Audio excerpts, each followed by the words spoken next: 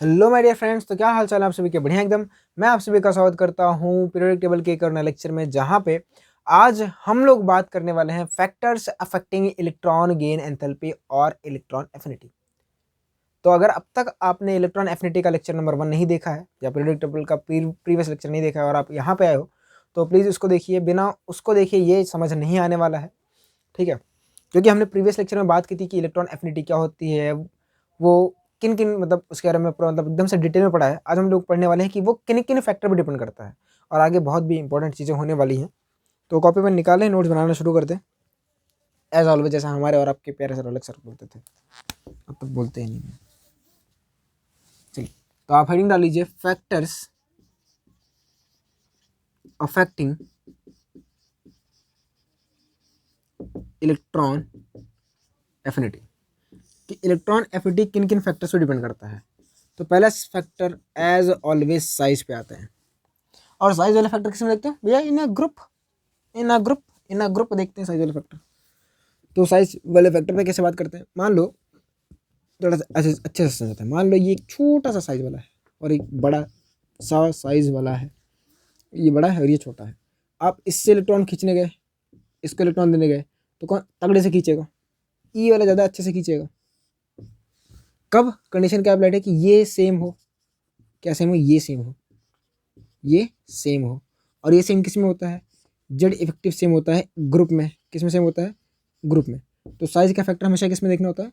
Group में। तो बार बार क्यों बोलता हूँ ग्रुप में देखते हैं पहला फैक्टर?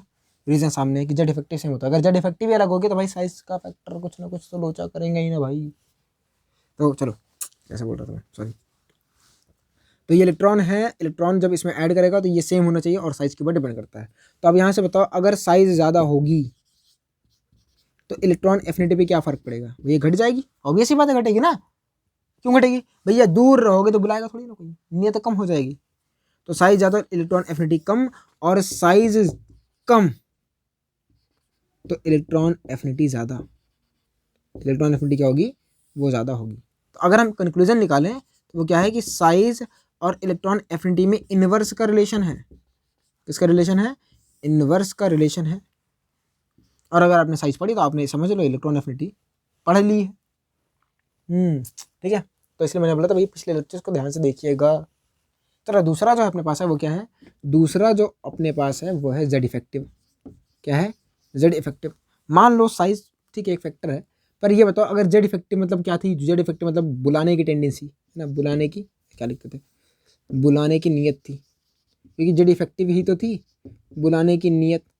और अगर यही ज़्यादा होगी तो खर्चा ज़्यादा। यानी अगर जेड इफेक्टिव तगड़ा होगा, इसी फिगर में ध्यान से देखना, अगर जेड इफेक्टिव ज़्यादा होगा तो इसको अच्छे से नहीं खींच पाएगा, अच्छे से खींचेगा। तो जेड इफेक्टिव अगर ज़्यादा होगा तो आप ध्यान से देखिएगा कि उसकी इलेक्ट्रॉन एफिनिटी भी ज़्यादा होगी। और अगर जेड इफेक्टिव कम होगा तो इलेक्ट्रॉन एफिनिटी क्या होगी? कम होगी। इसका मतलब हम लोग बोल सकते हैं जेड इफेक्टिव और इलेक्ट्रॉन एफिनिटी में डायरेक्ट का रिलेशन है। तो दूसरा पॉइंट ये है, पहला ये था साइज में, और दूसरा ये है कि साइज ज़्यादा इलेक्ट्रॉन एफिनिटी कम, साइज कम इलेक्ट्रॉन एफिनिटी ज़्यादा। अगला था जेड इफेक्टिव ज़्यादा तो इलेक्ट्रॉन एफिनिटी ज़्यादा, ठीक है, और जेड इफेक्टिव कम तो इलेक्ट्रॉन एफिनिटी कम, ठीक है। तो ये दोनों नोट करो। फिर अगला अपने पास एज ऑलवेज आने वाला है पेनिट्रेशन पावर। चलिए, अगला अपने पास है पॉइंट नंबर 3, जिसपे आपका इलेक्ट्रॉन एफिनिटी डिपेंड करता है। वो क्या है? वो है पेनिट्रेशन पावर। क्या है? Penetration power. तो लिखो पेनिट्रेशन पावर। तीसरा पॉइंट है पेनिट्रेशन पावर। तो ध्यान से सुनिएगा, आपको क्या बताया गया था? पेनिट्रेशन पावर क्या था? न्यूक्लियस से नज़दीकी। और न्यूक्लियस से नज़दीकी केस में अगर आपको बताया जाए तो वो ये था। अच्छा, एक चीज़ भूल गया था मैं, बाद में बता दूंगा उसको, चलो नोट में लिखा दूंगा नीचे। पेनिट्रेशन पावर पर कैसे डिपेंड करता है? तो पेनिट्रेशन पावर पर अगर हम बात करें डिपेंडेंसी, तो वो ये है कि मान लो आपके पास 2 ऑर्बिटल है,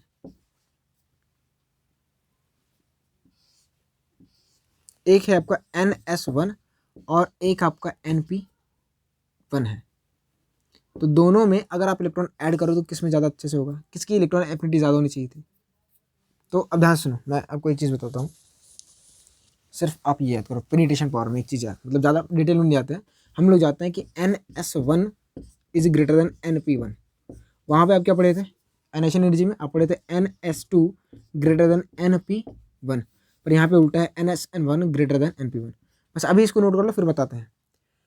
और आपका जो लास्ट वाला है वो क्या होगा, वो होगा हाफ फील्ड, या ऐसा समझ लो कि कन्फिग्रेशन के ऊपर, किससे डिपेंड करता है, कन्फिग्रेशन, स्टेबल कन्फिग्रेशन के ऊपर, स्टेबल कन्फिग्रेशन के ऊपर। और ये जो बाकी है ना, पहले को छोड़ के बाकी जो तीनों होते हैं वो आपके पीरियड में देखने होते हैं हमको, है ना। चाहे आप देख लो जेड इफेक्टिव देख लो, चाहे आप पेनिट्रेशन पावर देख लो, चाहे आप इलेक्ट्रॉनिक कन्फिग्रेशन देख लो, वो आपके एक्सपीरियड में देखने को मिलता है, हमको पीरियड में देखने को मिलता है। तो स्टेबल कन्फिग्रेशन में अपने पास दो आती हैं। पहला आता है फुल फील्ड कन्फिग्रेशन। तो फुल फील्ड में भैया इसका जो ई होता है वो हमेशा एकदम मिनिमम होता है। क्या होता है, मिनिमम। तो ई ए जो होता है अगर फुल फील्ड है तो इसका ई ए मिनिमम होता है, एकदम मिनिमम इन अ पीरियड, है ना। मिनिमम जो होता है ई ए मिनिमम इन अ पीरियड, ठीक है। अगर आप बात करो दूसरा जो अपने पास है हाफ फील्ड वाला, तो हाफ फील्ड वाला लोचा क्या है, हाफ फील्ड में आप याद रखिएगा NP3 का कम होगा और NP3 से ज़्यादा NP4 का होगा। आई होप मैंने यही लिखा हो, ठीक है। NP3 से ज़्यादा आपका NP4 का होगा, ऐसा तो होता ही है, ठीक है। चलो ये गलती कर दी मैंने, यहाँ पे लिखिएगा NP2 ज़्यादा होगा और NP3 कम होगा। इसके ऊपर आते हैं, 2 मिनट मेरे को, ठीक है, क्यों गलती होगी वो भी बताता हूँ। तो NP2 और NP3 पे आते हैं, ठीक है। ये इतना नोट कर लो, कुछ समझ नहीं है। देखो आपको साइज वाला समझा दिया गया, जेड इफेक्टिव समझा दिया, साइज कब यूज़ करना है, साइज यूज़ करना है इन अ ग्रुप में, और बाकी जो तीनों बचे हैं वो कब यूज़ करना है, वो यूज़ करना है इन अ पीरियड। तो अगर पेनिट्रेशन पावर लगाने वाले हो तो सबसे पहले ये देखो, ये डिपेंड करता है इलेक्ट्रॉनिक कन्फिग्रेशन पे। तो आप लगाना NS में ज़्यादा होगा और NP1 कम होगा। स्टेबल कन्फिग्रेशन में भैया अगर फुल फील्ड है उसका मिनिमम होता है ये मतलब सबसे पहले लिखना है।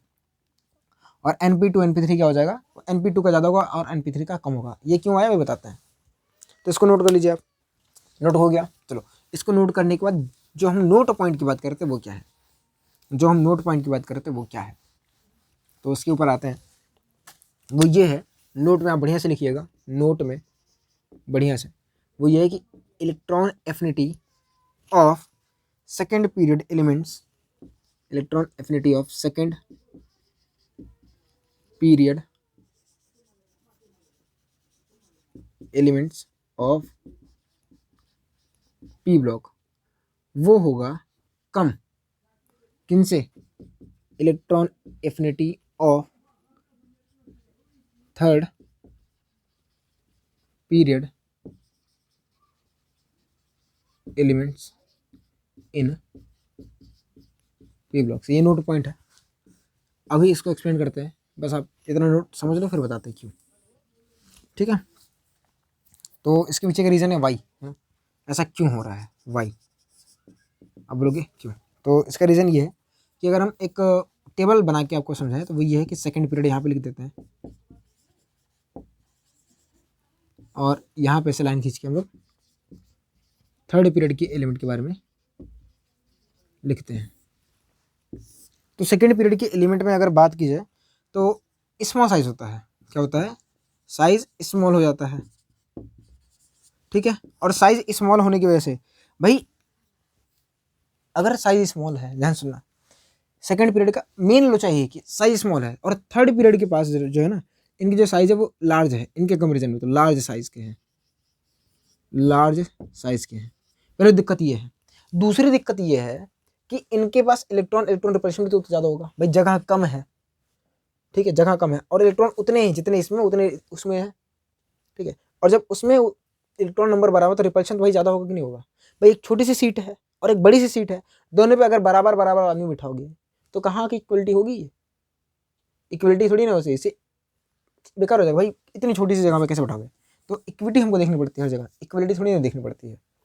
तो स्मॉल साइज होने की वजह से होता है, और स्मॉल साइज होने की वजह से क्या होता है, वही जो आपको समझा रहता है, हाई सरफेस चार्ज डेंसिटी, है ना, क्या हो जाता है, हाई सरफेस चार्ज डेंसिटी हो जाता है। और हाई सरफेस चार्ज डेंसिटी होने की वजह से जो रिपल्शन होता है, जैसे मान लो भी फिगर बना के समझा देते हैं, पहले लिख लो। मोर रिपल्शन होता है जो हम नया इलेक्ट्रॉन ऐड करते हैं, more repulsion for upcoming electron, for कहीं कहीं आपको देखने को मिलता है गेस्ट इलेक्ट्रॉन, या तो या हम लिख देते हैं अपकमिंग इलेक्ट्रॉन, क्योंकि आने वाले को हम लोग बोलते हैं गेस्ट, तो अपकमिंग इलेक्ट्रॉन। अगला पॉइंट हम लोग बोलते थे अगर ऐसी चीज़ें हैं, स्मॉल साइज है भैया, हाई स्मॉल साइज होने की वजह से उसके बाद जो सरफेस चार्ज डेंसिटी ज़्यादा हो जाती है, तो रिपल्शन ज़्यादा होगा जो अपकमिंग इलेक्ट्रॉन होगा, और इस वजह से यहाँ पे उनकी जो टेंडेंसी है इलेक्ट्रॉन एफिनिटी की वो कम हो जाती है, इलेक्ट्रॉन ऐड करने की। यहाँ पे क्या होता है, अगर लार्ज साइज है तो यहाँ पे क्या होगा, लो या लेस लिख दो, है ना, हाई लिखा है तो less surface charge density, charge density होगा, और लेस सरफेस चार्ज डेंसिटी की वजह से इन्हें फील होगा, जो अपकमिंग इलेक्ट्रॉन होगा उसको लेस रिपल्शन फील होगा, लेस रिपल्शन फील्ड बाई, चलो फील्ड ये छोड़ो, less repulsion on upcoming electron, upcoming electron, क्या ये दिख रहा है, less repulsion for upcoming electron, एकदम बढ़िया है। और अगर उसको लेस रिपल्शन मिल रहा है तो इनके कंपेरिजन में इनकी जो इलेक्ट्रोनेगेटिविटी होती है वो ज़्यादा होती है, मोर इलेक्ट्रोनेगेटिविटी। बात वही है, सबसे मेन रीज़न ये है स्मॉल साइज। भाई चाहता तो है पर जगह ही नहीं है, वो चाहता है जगह भी है, तो बात खत्म। दोनों के कंपैरिजन में किसके पास जाएगा, आपका जो अपकमिंग इलेक्ट्रॉन है किसके पास जाएगा, इनके पास जाएगा। भाई जो आर इलेक्ट्रॉन उसको भी तो जगह चाहिए होगी, भाई किसी को बुला लो और आपके घर में बैठने की जगह ना हो तो क्या करोगे, वो आएगा थोड़ी ना, बोला कौन जाए, कितना भी जो आप मेहनतें कर रहे हो भैया आ जाओ आ जाओ। तो वही सेम चीज़ है भाई, बुला तो रहे हो पर आप खुद का तो ख्याल रखो। जैसे आप मिलते हो बाहर किसी से और आपको बोलते हैं चलो भैया कुछ खिलाएं, तो अपना भी कुछ स्वाभिमान होता है ना, मना करते हैं। तो वही सेम चीज़ यहाँ पे है, भैया वो खुद ही बेचारा हमसे बस पूछ रहा है, पूछना उसका फर्ज था, मना करना हमारा है। तो वही सेम चीज़ यहाँ पे लगाओ ना, स्मॉल साइज है, इससे समझो स्मॉल साइज है, स्मॉल साइज है मतलब छोटा आदमी। जैसे इनका साइज देखो स्मॉल होता है ना, फ्लोरीन का साइज स्मॉल हो गया, फ्लोरीन का साइज स्मॉल है तो हाई सरफेस चार्ज डेंसिटी होगी, और अगर हाई सरफेस चार्ज डेंसिटी होगी तो जो आप नया इलेक्ट्रॉन लाओगे उसको रिपल्शन भी तो फील होगा। समझ आ गया, ज़्यादा पेपर करने की जरूरत नहीं है ना। चलो नोट कर लो इसको। तो इस बेसिस पे हम लोग क्या कह सकते हैं, जितना आप तक पढ़े इस बेसिस पे, मतलब ये जो अभी पिछला पढ़ के आ रहे हो इसके बेसिस पे हम लोग क्या कह सकते हैं, इसके बेसिस पे हम लोग सिर्फ यही कह सकते हैं कि जो सेकंड पीरियड के एलिमेंट होंगे उनकी इलेक्ट्रॉन एफिनिटी ज़्यादा होगी in comparison to third period के। तो पहले सेकंड पीरियड के एलिमेंट लिख दो कि क्या होता है, बोरॉन के बाद क्या होता है, बोरॉन के बाद आपको कार्बन, फिर नाइट्रोजन, फिर ऑक्सीजन, फिर फ्लोरीन। तो कायदे से देखा जाए आप जो पढ़ के आए हो साइज घटे बढ़ेगी तो इलेक्ट्रॉन एफिनिटी घटेगी, ये तो पढ़ के आए हो। पर ये एक्सेप्शन वाला केस था इसलिए इतना समझाना पड़ा। तो क्या होगा, इसके नीचे क्या आता है, एल्यूमिनियम, फिर सिलिकॉन, फिर फॉस्फोरस, सल्फर और क्लोरीन। तो कायदे से देखा जाए तो ऑर्डर ये होना चाहिए था, बोरॉन का ज़्यादा होना चाहिए था, एल्यूमिनियम का कम, पर होता ये है। फिर वही रीज़न है कि भैया लेस है, ये चिल्ला रहा है ना कि भैया मैं तो छोटा हूँ, साइज वाला फैक्टर देखो मेरे पास कम है तो मेरी इलेक्ट्रॉन एफिनिटी ज़्यादा होनी चाहिए थी। अरे भाई ठीक है तुम्हारी साइज ज़्यादा है, ठीक है क्या दिक्कत है, लेकिन तुम्हारे पास जगह ही तो नहीं है। समझ आया। अच्छा यहाँ पे अगर मैं ऊपर लिखूँ तो ऑर्डर क्या होगा, यहाँ पे ऊपर लिखा है तो ऑर्डर ये होगा, ये करके, ठीक है। तो ये मत लिखना, हमारा सिर्फ मेन मोटिव है ये जो एक्सेप्शन वाला पोर्शन था इसको समझाना, तो ये मत लिखना अभी वरना गंदा हो जाएगा, ठीक है। तो ये आपको याद करके रखना है अगर पूछे तो। और इसी बेसिस पे जो अगला पॉइंट है आप याद हो कर लीजिए कि जो Cl है वो मोस्ट इलेक्ट्रॉन एफिनिटी एलिमेंट है ना। तो कौन से एलिमेंट की अगर आपसे पूछे मोस्ट विच एलिमेंट हैज़, मतलब सबसे ज़्यादा इलेक्ट्रॉन एफिनिटी किस एलिमेंट की होती है, तो वो होता है आपका क्लोरीन। तो मोस्ट ई वैल्यू किसकी होती है, वो होता है आपका Cl का। क्लियर है, सबसे ज़्यादा पूरे 118 एलिमेंट्स में, ठीक है। क्लियर है बात, समझ आया। तो अगर इतना समझ आ गया है तो हम लोग लिख लेते हैं electron affinity order of second period element, ठीक है। तो सेकेंड पीरियड एलिमेंट का इलेक्ट्रॉन एफिनिटी का ऑर्डर लिखते हैं, E A order of, E A order of second period element. देखो पहले सेकंड का लिखते हैं, फिर थर्ड का आप करिएगा रुक के, फिर मैं करूँगा। तो वीडियो को पॉज कर दीजिए कि होमवर्क में दे दूँ, चलो कर लेते साथ में। तो पहले सेकेंड पीरियड एलिमेंट का नाम बताओ। शुरू क्या होता है? Lithium, beryllium, boron, carbon, nitrogen, oxygen, chlorine. फिर क्या लिखो भैया, जो आपका इलेक्ट्रॉन एफिनिटी है ना वो इलेक्ट्रॉनिक कन्फिग्रेशन पर डिपेंड करता है, तो लिख लो पहले। तो अगर साइज़ की बात की जाए तो यहाँ से यहाँ जाओगे साइज़ घटेगी, तो साइज वाला फैक्टर मैटर नहीं करता। जेड इफेक्टिव बढ़ रहा है तो जेड इफेक्टिव वाला मैटर करता है ना। तो जेड इफेक्टिव का अगर देखा जाए तो दूसरे पहला ऑर्डर तो ग्रुप में मेंटेन है, ठीक है, साइज वाला फैक्टर यहाँ पे मैटर कर रहा है, लेकिन देख लो ना जेड इफेक्टिव ज़्यादा है। तो अगर बात की जाए कि यहाँ से यहाँ तक अगर थोड़ा सा पढ़ के जाओ, मतलब पेनिट्रेशन पावर ना यूज़ करो, हाफ फील्ड और फुल फील्ड ना यूज़ करो, तो यहाँ से यहाँ जाओगे तो आपको ऐसा ऑर्डर लगाना पड़ता है, ये वाला ऐसा करके भी यहाँ से यहाँ तक जा रहा है बढ़ रहा। अच्छा यहाँ पे थोड़ा नियॉन बिल लिख लेना, थोड़ा सा छोटे जगह कर देता हूँ। ये हो गया कार्बन, ये हो गया नाइट्रोजन, ये हो गया ऑक्सीजन, ये हो गया फ्लोरीन और ये हो गया नियॉन। थोड़ा समझ रहा है। इसका क्या होता है? इसका होता है 2s1, 2s2, 2p1, 2p2, 2p3, 2p4, 2p5 और 2p6। जो नालायक और बेशरम है उनको लिख लो। अच्छा ऑर्डर एक्चुअल में क्या होना चाहिए था? देखो आप जो नालायक है वो एक तो ये रहा, दूसरा नालायक ये है, तीसरा ये है। अब इनमें ऑर्डर पहले लिखो कि सबसे कम इनमें किसका होगा। तो अभी आपको लिखाया गया फुल फील्ड वाले का मिनिमम होता है, तो नियॉन का सबसे पहले लिखो कि नियॉन का क्या होगा, एकदम मिनिमम होगा। फिर देखो इनमें देखना है, तो यहाँ पे कौन सा फैक्टर देखोगे आप, यहाँ पे आप फैक्टर देखो जेड इफेक्टिव का। भाई इसका जेड इफेक्टिव ज़्यादा है, इसका कम है, तो इसकी इलेक्ट्रॉन एफिनिटी ज़्यादा होगी। तो इसके बाद कौन ऑर्डर आएगा आपका? बेरिलियम आएगा। क्या आएगा? बेरिलियम आएगा। तो नियॉन के बाद बेरिलियम, बेरिलियम के बाद नाइट्रोजन। ठीक है, आपने लिख दिया। अब आप अपने लगा सकते हो जुगाड़। क्या होगा कि भैया यहाँ से यहाँ जा रहे हो तो जेड इफेक्टिव बढ़ता चला जा रहा है, तो ऑर्डर क्या होता है? ऑर्डर अगर आप इन बच्चे में देखो हमने इनमें लगा दिया। अब बच्चे कौन कौन है? बच्चे हैं लिथियम, फिर लिथियम के बाद बोरॉन, बोरॉन के बाद कार्बन, कार्बन के बाद ऑक्सीजन, ऑक्सीजन के बाद फ्लोरीन। तो ऑर्डर आप ये लिखते, ठीक है, पर आप पेनिट्रेशन पावर को भूल क्यों रहे? वो भी तो है। तो आप ध्यान से देखो इनका क्या होता है? इनका होता है 2s1, फिर 2p1, फिर 2p2, फिर 2p3, 2p4 और ये 2 होता है 2p5। ऑर्डर ये होता है। अभी आपको बताया गया पेनिट्रेशन पावर में 2s1 और 2p1 में ज़्यादा किसका होता है? वो होता है 2s1 का। तो ये यहाँ पे लगेगा पेनिट्रेशन पावर। अच्छा यहाँ पे पेनिट्रेशन पावर होगा। और 2p2 2p4 में 2p4 का ज़्यादा होना चाहिए था, पर ज़्यादा किसका होगा? 2p4 का ही ज़्यादा होगा। ठीक है, यहाँ पे कुछ नहीं होगा, 2p3 तो बाद में चलेगा। तो यहाँ पे एक ही एक्सेप्शन है, तो यहाँ पे ये ऑर्डर गलत होगा, तो ऑर्डर लिखते हैं। चलो मिला के दोनों को मिला के ऑर्डर लिखते हैं। तो सबसे कम है नियॉन, नियॉन से ज़्यादा आपका बेरिलियम है, बेरिलियम से ज़्यादा नाइट्रोजन है, नाइट्रोजन से ज़्यादा आपका कौन होगा? नाइट्रोजन से ज़्यादा कौन होगा? बोरॉन। ठीक है, तो बोरॉन होगा। और बोरॉन से ज़्यादा आपका कौन होगा? लिथियम होगा। लिथियम से ज़्यादा कार्बन, कार्बन से ज़्यादा ऑक्सीजन, ऑक्सीजन से ज़्यादा फ्लोरीन। तो ये है आपका सेकेंड पीरियड के एलिमेंट्स का ऑर्डर। तो एक बार आप इसको देख लो, समझ लो, ठीक है, फिर नोट कर लो। नोट हो गया?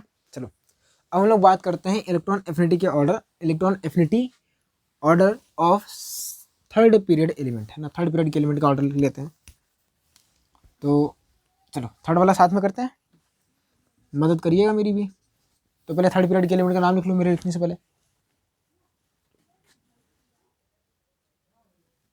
लिख लिया? चलो पहला क्या होता है? सोडियम। दूसरा बोलो ना? मैग्नीशियम। तीसरा एल्यूमिनियम। चौथा सल्फर। क्या होता है बताओ ना, भूल गया। सिलिकॉन। इसके बाद सल्फर की फॉस्फोरस, फॉस्फोरस। उसके बाद सल्फर, उसके बाद क्लोरीन, उसके बाद आर्गन। तो अब इनमें नालायक कौन कौन है? एक रहा ये आपका अल्काइन अर्थ मेटल है, और दूसरा नालायक ये रहा। तो लिखो पहले सबसे कम किसका होगा? आर्गन का होगा। और उसके बाद किसका होगा? Mg का होगा। सबसे कम वाले हैं ये, तो अपने पास हो गया। बाकी सबका इलेक्ट्रॉनिक कन्फिग्रेशन लिख लो। बचे कौन कौन है? बचा है सोडियम, फिर बचा है एल्यूमिनियम, फिर सिलिकॉन, फॉस्फोरस, सल्फर और क्लोरीन बचा है। सोडियम का क्या होता है? 3s1, एल्यूमिनियम का 3p1, इसका 3p2, 3p3, 3p4 और 3p5। अब कहाँ पे आपको कुछ जुगाड़ बताया गया है? हाँ, क्या होता है? 3s1 और 3p1 में 3s1 का ज़्यादा होगा, यानी ऑर्डर यहाँ पे ये लगाओ। यानी सोडियम और एल्यूमिनियम में ज़्यादा कौन होगा? सोडियम और एल्यूमिनियम में ज़्यादा आपका होगा सोडियम, ठीक है। एक्चुअल में अगर आप ऑर्डर करते हो मतलब पिछले वाले की तरीके से करते हैं तो ऑर्डर ये होता, जेड इफेक्ट बढ़ता जा रहा ना, इसलिए ऑर्डर ये होना चाहिए था। पर यहाँ पे क्या होगा, यहाँ पे एक गलती हो गई हमसे कि हमने यहाँ पे पेनिट्रेशन पावर नहीं देखा, वो भी एक फैक्टर है जिस पे आपका इलेक्ट्रॉन एंथैल्पी डिपेंड करता है। तो पेनिट्रेशन जो पावर है इसको हम भूल गए, ठीक है। दूसरा ऑर्डर क्या था कि 3p2 और 3p3 में ज़्यादा किसका होना चाहिए, 3p3 का, पर ज़्यादा होगा किसका, ज़्यादा होगा आपके 3p2 का। क्यों, यहाँ पे हाफ फील्ड वाला पोर्शन लगा दो, देखो बाकी जगह नहीं लगेगा, ठीक है। तो ये आप ऑर्डर लिख दो, भैया 2 जगह लगा दिए, चलो ऑर्डर यहाँ पे क्या हो जाएगा, यहाँ पे ऑर्डर ये हो जाएगा और यहाँ पे ऑर्डर ये हो जाएगा। अब लिखते हैं, दोनों को मिला देते हैं। तो सबसे कम होगा आर्गन का, आर्गन से ज़्यादा mg का, mg के बाद आपका Al, क्योंकि देखो Na और Al में आपका Al पहले आ रहा है फिर Na आ रहा है, और उसके बाद आपका सिलिकॉन और फास्फोरस में आपका फास्फोरस पहले आ रहा है और फिर सिलिकॉन आ रहा है, और सिलिकॉन के बाद आप सल्फर लिख लो फिर क्लोरीन लिख लो। तो ये आपका ऑर्डर है, argon, magnesium, aluminium, sodium, phosphorus, silicon, sulphur, chlorine. समझ आया? क्या आपने भी यही लिखा था, क्या आपने भी यही लिखा था? तो अच्छा यहाँ पे हमने कौन सा लगाया, यहाँ पे हमने लगाया हाफ फील्ड का, हमने यहाँ पे अपना हाफ फील्ड वाला लगाया है। और एल्यूमिनियम और Na में कौन सा लगाया है, यहाँ पे लगाया है पेनिट्रेशन पावर है ना, पीपी, पेनिट्रेशन पावर वाला लगाया है। समझ आया? क्या यहाँ तक आपको चीज़ें समझ आ रही है? और ऑर्डर किसका है, इलेक्ट्रॉन एफिनिटी का है, ठीक है, नोट कर लीजिए इसको। अब हम लोग बात करते हैं इलेक्ट्रॉन एफिनिटी इन आइसो इलेक्ट्रॉनिक स्पीशीज। किसकी बात करते हैं, बात करते हैं इलेक्ट्रॉन एफिनिटी इन आइसो इलेक्ट्रॉनिक, क्या लिख रहा हूँ, आइसो इलेक्ट्रॉनिक है, iso electronic species and ions of same element है ना, and ions of same element. मैं पहले आपके लिए प्रिकॉशन लिखता हूँ कि आप क्या क्या गलती कर सकते हो, सेम एलिमेंट है ना।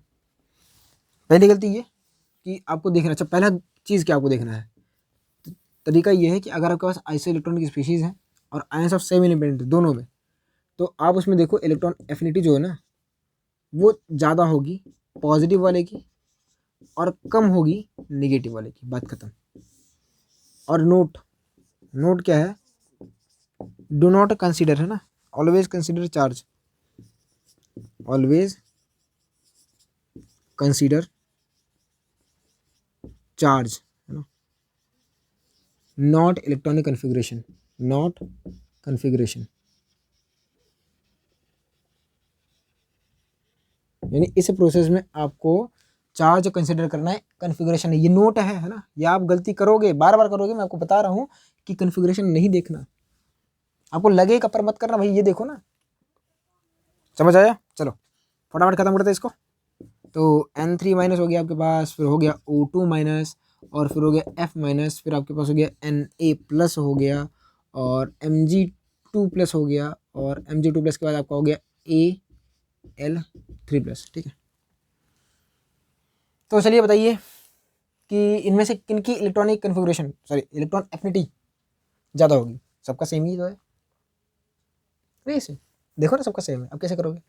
तो भैया देखो जिसके पास चार्ज है वो इलेक्ट्रॉन खाने की उसकी टेंडेंसी कम हो चुकी है, तो और जो पॉजिटिव वाले हैं उनकी इलेक्ट्रॉन एफिनिटी ज़्यादा होगी, क्योंकि उनको इलेक्ट्रॉन मिलना चाहिए, भाई पॉजिटिव चार्ज है, इलेक्ट्रॉन जिंदगी में वही चाहते हैं उनको इलेक्ट्रॉन मिल जाए कहीं से आके।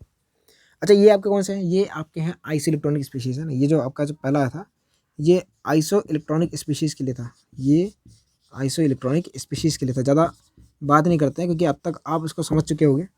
दूसरा आपके पास है, मान लो कि क्लोरीन है, आपके पास एक Cl माइनस है और उसके बाद आपका Cl है और फिर Cl प्लस है, मतलब इनमें से इलेक्ट्रॉन एफिनिटी से सबसे ज़्यादा किसकी होगी, तो इसकी होगी, ठीक है। आपके पास है दूसरे केस में N माइनस, फिर N है और फिर N प्लस है, बताओ इलेक्ट्रॉन एफिनिटी का ऑर्डर। यहाँ पे गलती कर दोगे कि नहीं करोगे, N माइनस और N में कौन इलेक्ट्रॉन लेना चाहता है ज़्यादा तकड़ी से, भाई N माइनस इलेक्ट्रॉन बिल्कुल नहीं लेगा, N तो नहीं लेना चाहता, N माइनस और नहीं लेना चाहता, और N प्लस तो लेना चाहता है, तो ठीक है ध्यान देना हमेशा, ठीक है। n के बारे में हमने बात की थी कि n इलेक्ट्रॉन नहीं लेना चाहता है, n से n माइनस नहीं बनना चाहता। अगर एक बार बन गया तो n माइनस n फिर दोबारा थोड़ी ना इलेक्ट्रॉन लेगा, वो तो रिलीज ही करना चाहता है। समझ आया? तो ये आपके पास जुगाड़ है, ये आपका जुगाड़ है, ठीक है, जुगाड़ या ट्रिक, ठीक है, जो भी बोल दो, ठीक है, कि आप जो भी बोल दो, हमारे स्टार तो है नहीं यहाँ पे, ठीक है। एक और दूँ? लो भैया, अब तो कर लोगे तुरंत। मान लो आपके पास F माइनस है और F है, किसकी इलेक्ट्रॉन एफिनिटी ज़्यादा होगी? F की।